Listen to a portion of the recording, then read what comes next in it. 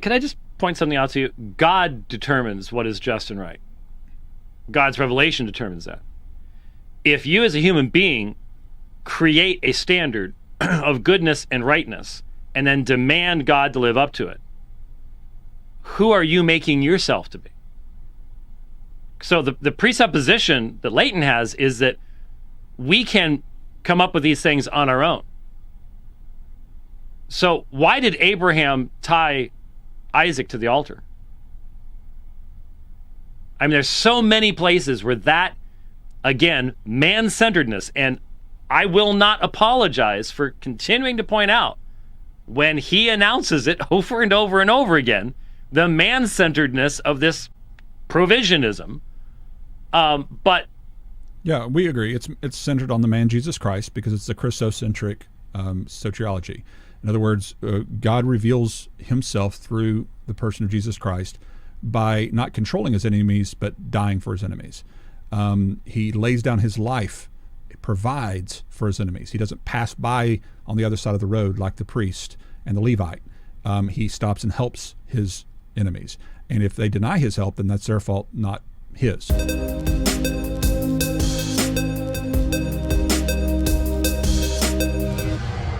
This is where I think that the quote from C.S. Lewis is so apropos. I mean, this applies perfectly because what is he confronting here? He's confronting Calvinism in this quote. And listen to what C.S. Lewis says. If God's moral judgment differs from ours so that our black may be his white, we can mean nothing by calling him good. For to say God is good while asserting that his goodness is wholly other than ours is really only to say God is we know not what. And an utterly unknown quality in God cannot give us moral grounds for loving or obeying him. If he is not in our sense good, we shall obey, if at all, only through fear, and should be equally ready to obey an all-powerful demon. What omnipotent fiend means. All-powerful demon. The doctrine of total depravity, when the consequence is drawn that, since we are totally depraved, our idea of God is worth simply nothing, may thus turn Christianity into a form of devil worship.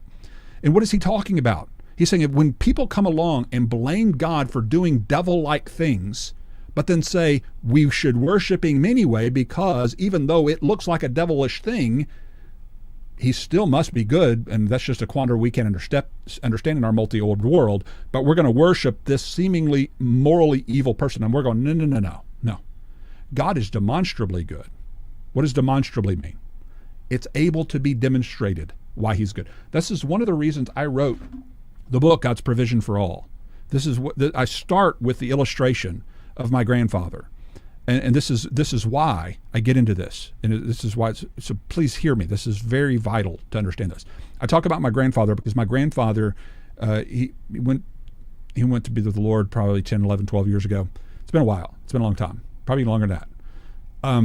And he was a demonstrably good man. In other words, he did good for others. He was always stopping on the side of the road and helping. He could build anything. He was a machinist in the World War II. He could fix any engine. And when he couldn't fix an engine, it was not a unusual thing for him just to give somebody an engine. Just like, oh, I can't fix your boat. Well, you can have mine. Literally, that's the kinds of things that my grandfather would do. He was just a very giving, very humble, very gracious man that would very rarely pass by anybody who needed help and not help them. And that's just the way he was. And when I was at his funeral, people would just keep coming up to us as the family. And they would say, your grandfather, Rusty Russell, you call him Rusty Bucket, was his handle on the CB and everything. Everybody call him Rusty. Well, Rusty was such a good man.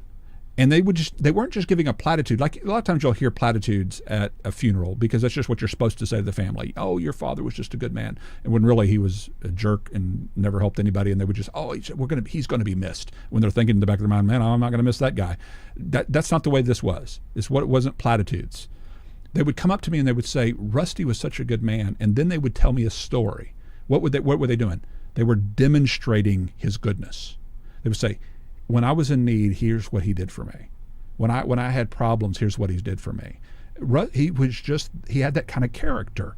My mother tells me a story about when they were younger.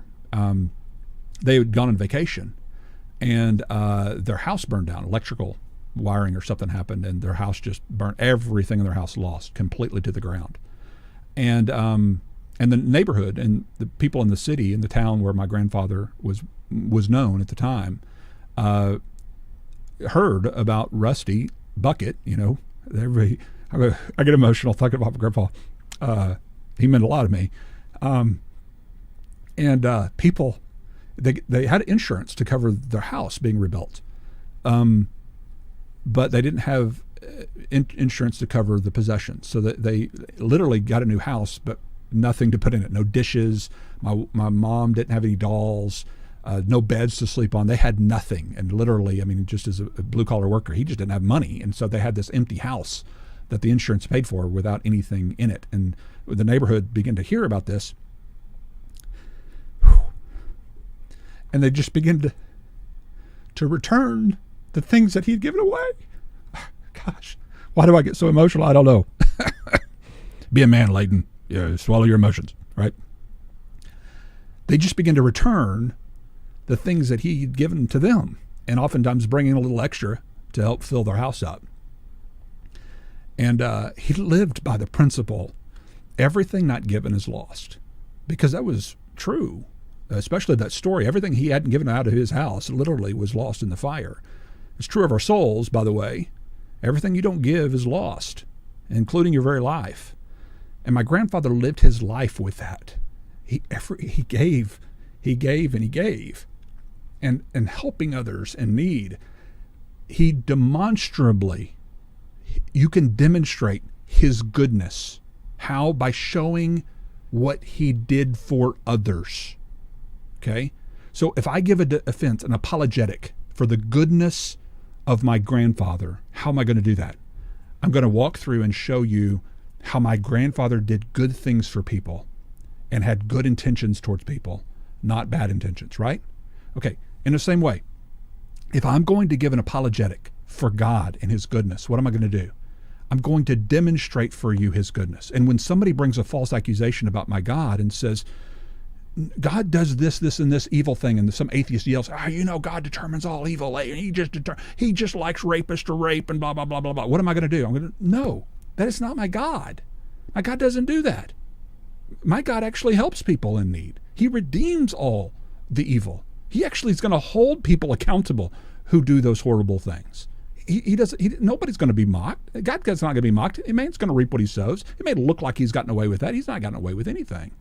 God is just. He's good. He's right.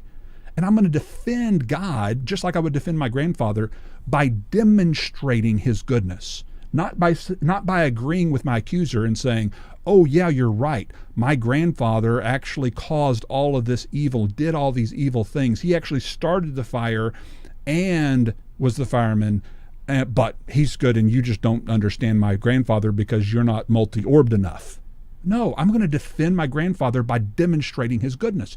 In the same way, I'm going to demonstrate how my God is good by going to the scriptures and pointing out how you've misinterpreted passages to mean things that they don't mean. And that's how I'm going to defend it, because my father is good. Much better than my grandfather ever hoped to be. The reason my grandfather had any level of goodness was because of his relationship with Jesus Christ and what Christ had taught him to do.